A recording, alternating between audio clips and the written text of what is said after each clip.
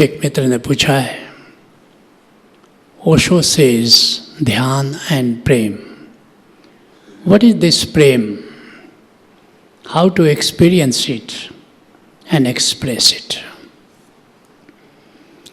कहते हैं कि ओशो एक साधक के लिए ध्यान और प्रेम की बात करते हैं।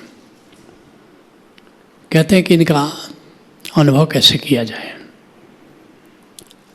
निश्चित जीवन की दो दिशाएं हैं, एक भीतर एक बाहर।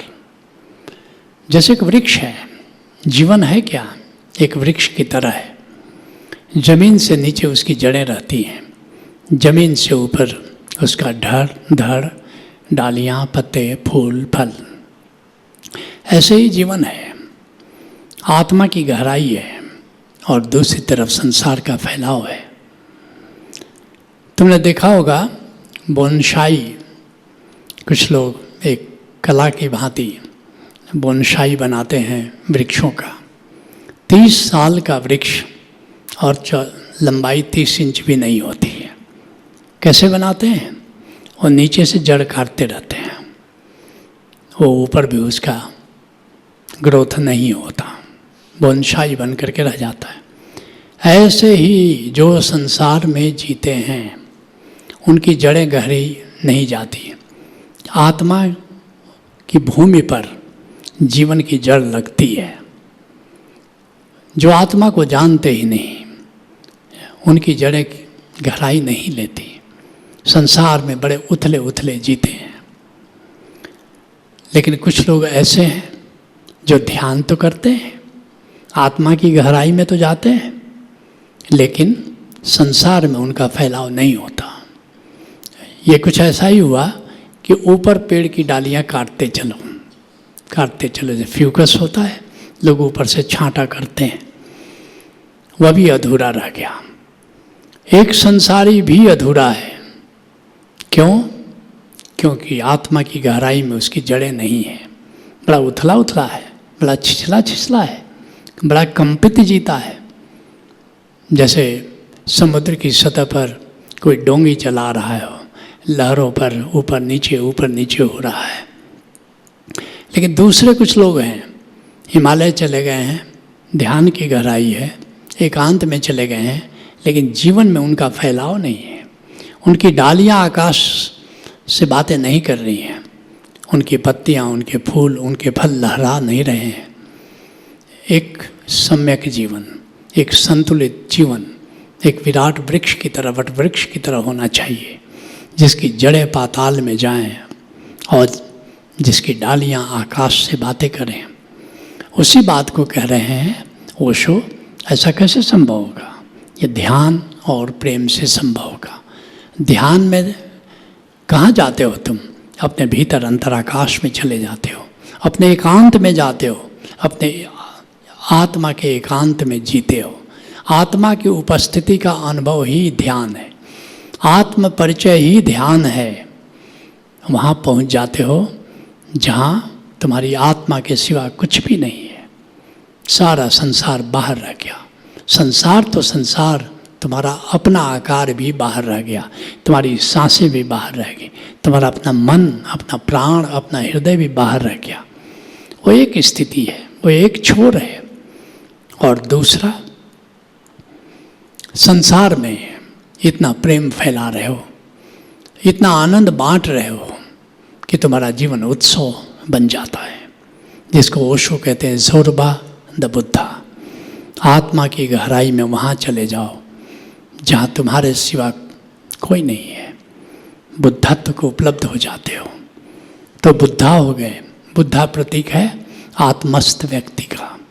और दूसरी तरफ ये सारा संसार, ये परमात्मा की रचना है, उस सृष्टिकर्ता की सृष्टि, उसी की तो रचना है। और जब उसको प्रेम करोगे, ये कैसे हो सकता है कि उसकी रचना का तुम प्रेम न करो? किसी गीतकार को तुम प्रेम करते हो, ये कैसे संभव है कि तुम उसके गीतों को प्रेम न करो? किसी चित्रकार को तुम प्रेम करते हो, ये कैसे संभव है कि उसके चित्र को तुम प्रेम न करो? यह संसार, यह सृष्टि, ये उसकी रचना है। और अपना प्रेम को फैलाओ, लेकिन पूछते हो कि ये प्रेम है क्या? अहो भाव के साथ सानिध्य की आकांक्षा प्रेम है। अहो भाव के साथ शेयरिंग की आकांक्षा प्रेम है। अहो भाव के साथ दान की आकांक्षा प्रेम है। अहो भाव के साथ किसी के लिए कुछ करने का हौसला प्रेम है। अहो भाव के साथ अपने आनंद को बांटने की तमन्ना का नाम प्रेम है। इसलिए अगर तुम फैलाते नहीं हो अपनी डालियों को, अपनी पत्तियों को, और फैलाने का क्या तरीका है? फैलाने का तरीका यही है कि जो भी तुम्हारे पास आए, जिसके भी तुम पास जाओ, कुछ दो उसको, कुछ शेयर करो। कुछ और नहीं दो तो एक मुस्कुराहट तो दे ही सकते हो, लेकिन लोग इतने कंजूस हैं कि मुस्कुराहट भी नहीं दे सकते हैं। मैं लंदन में था, वहाँ से मैनचेस्टर बिजनेस स्कूल में गया, करीब 4 महीने वहाँ रहा। तो जब पहले गया तो मैं किसी को देख के मुस्कुराता नहीं था। अगर जेंट्स दिख जाए तब तो मुस्कुरा भी देता था, लेडीज़ को देख करके तो आँख ही नहीं मिलाता था। भारतवर्ष का संस्कार। 2-3 दिन के बाद मेरा एक मित्र हो गया, डॉक्टर पाठक उसका नाम था गुजरात का, लेकिन इंग्लैंड में सेटल हो गया था, डॉक्टर था। उसने कहा कि तुम्हारी दुष्चरित्रता की कहानियाँ मैनचेस्टर बिजनेस स्कूल में फैल रही हैं। मैंने कहा मैं और दुष्चरित्र, मैं समझा नहीं। उसने कहा कि जी यहाँ का रिवाज है कि कोई भी लड़की सामने से आए तो इसको इग्नोर नहीं करना है, उसको देखना है और मुस्कुराना है। मुस्कुराना तो दूर, तुम देखते भी नहीं हो। मैंने कहा ये तो मेरी सच्चरित्रता है। उनका हिंदुस्तान में होगी, यहाँ पर इसको दुष्चरित्रता माना जाता है। हिंदुस्तान जाना तो अपने ढंग से सच्चरित्र रहना, मगर यहाँ पर सच्चरित्र रहने का यही तरीका है। और फिर मैंने डेवलप किया। फिर ओशो की बात याद आई कि हम इतने कैसे इंडिफरेंट किसी के प्रति रह सकते हैं, कैसे हम उदासीन लोगों के प्रति रह सकते हैं। ये कला हमको सीखनी होगी। कोई सामने आए उसको सम्मान दो, उसका अभिवादन करो, कुछ दे सकते हो तो दो। और ये चीज़ मुझे आश्चर्य लगा, खास करके यूरोप की संस्कृति में, कि वे दूसरे को मदद करने के लिए कितना तत्पर रहते हैं। मैं बिलबाओ में स्पेन में घूम रहा था, वहाँ हमारा जो ओशोधारा के कोऑर्डिनेटर हैं वे घुमा रहे थे। एक जगह उन्होंने गाड़ी रोक दी कुछ दिखाने के लिए कि देखो यहाँ पर बिलबाओ का ये फेमस है।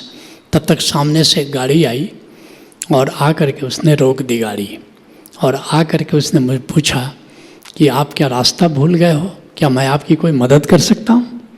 देखो क्या संस्कृति है। एक गजब की बात है कि वहाँ मदद करने वालों की, हेल्प करने वालों की, सहयोग करने वालों की संख्या 99% है, लेकिन सहयोग लेने वालों की संख्या बहुत कम है। उनको परेशानी यह है कि कोई सहयोग लेता ही नहीं है। और हमारे भारतवर्ष में परेशानी यह है कि सहयोग कोई देता ही नहीं। एक पंजाब में मैंने देखा है कि सहयोग देने के लिए बहुत सारे लोग हैं, सहयोग लेने वाले थोड़ा कम हैं। लेकिन भारत के विभिन्न भागों का दौरा करने का मुझे खूब मौका मिला है। यहाँ पर सहयोग देने वाले बड़े कम हैं, लेकिन ये हमें डेवलप करना है कि हम कैसे लोगों को सहयोग दें। जो ये पश्चिम का कल्चर मैंने कहा, किसी से पूछते ही नहीं। मैं एक और उदाहरण तुमको बताता हूँ। ब्रिटेन में एडिनबरा से ग्लासगो करीब 4 घंटे की जर्नी है। हम 4 भारत के लोग थे। एक लेडी टैक्सी ड्राइवर थी, वो हम लोगों को लेके चली। 15 मिनट के बाद उसने नक्शा खोल लिया और कुछ देखने लगी, रास्ता देखने लगी। ऐसे जब 2-3 बार हर 15 मिनट के बाद उसने किया, मैंने कहा भाई किसी से पूछ लो ना। अब तो हिंदुस्तान में हम लोग पूछ लेते हैं, बल्कि एक से पूछने पर भरोसा नहीं होता, कम से कम 2 लोगों से पूछते हैं। पता नहीं वो गलत बता दिया हो, और पूछ लेते हैं, बड़े आराम से पहुंच जाते हैं। लेकिन मेरे 2-3 बार टोकने के बावजूद उसने किसी से नहीं पूछा, और सुबह के चलते चलते शाम हो गई और उसने पहुंचाया डेस्टिनेशन पर, होटल तक ले गई और वहाँ जाके नाचने लगी। मैंने कहा भाई अब नाच क्यों रही है? मैंने कहा तुम मुझे बार बार कह रहे थे कि मैं किसी से पूछूं, लेकिन मैंने किसी से सहयोग नहीं लिया ना, और सही डेस्टिनेशन पर ले आई ना। हमके ले तो आई, मगर 4 घंटे की जर्नी 14 घंटे में पूरी की। तो वहाँ पर सहयोग लेने वाले बहुत कम है, देने वाले बहुत ज़्यादा हैं। मैं एक दूसरा उदाहरण बताऊं। वहाँ बर्मिंघम में उससे थोड़ी मैनचेस्टर में मैं था और मुझे बर्मिंघम जाना था। मेरा एक संबंधी वहाँ रहता था, तो मैंने एक व्यक्ति से पूछा कि मुझे बर्मिंघम जाना है, बस स्टैंड कहाँ है? तो जल्दीबाजी में था। उसने कहा, तो इधर उधर देखा, एक लेडी करीब प्रौढ़ महिला थी, वो आ रही थी। उसने कहा कि this gentleman wants to know something, I am in hurry, can you help him? तो उसने कहा ओके ओके जस्ट गो। तो मुझसे पूछा कि यस व्हाट यू वांट? तो मैंने बताया कि मुझे बर्मिंघम जाना है। उसने कहा okay okay I will take you. वहाँ से करीब 1 किलोमीटर बस स्टैंड था और वहाँ मुझे वो पैदल ले गई बर्मिंघम, और वहाँ जगह पर बस स्टैंड पर। उसने कहा दिस बस इज़ गोइंग टू बर्मिंघम। मुझे जाना तो था नहीं, भारतीयों को तो पूछना रहता है जाना कहाँ रहता है। मैंने कहा ये महिला इतनी मेहनत करके, और अब मैं अगर कह दूँ कि मुझे जाना ही नहीं है तो कितनी दुखी होगी। तो उसको दिखाने के लिए मैं उस बस पर चढ़ गया। हमने सोचा अब चली जाएगी, वो तो वहीं खड़ी हो गई सी ऑफ करने के लिए।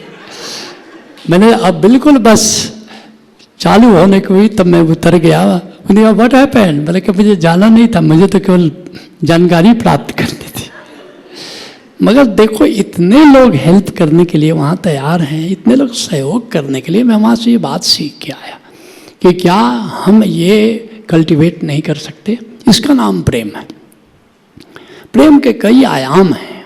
एक तो प्रेम है आकर्षण, किसी के प्रति तुम आकर्षित हो जाते हो, प्रेम का वो भी एक आयाम है, वो भी बहुत अच्छी बात है। लेकिन प्रेम को सभी आयामों में जियो, सभी आयामों में जियो, और एक तरफ ध्यान की गहराई में उतरो और दूसरी तरफ जगत को अपना प्रेम बांटो। यही है जोरबादा बुद्धा, यही है ओशो की ध्यान और प्रेम की दृष्टि। Let's acknowledge.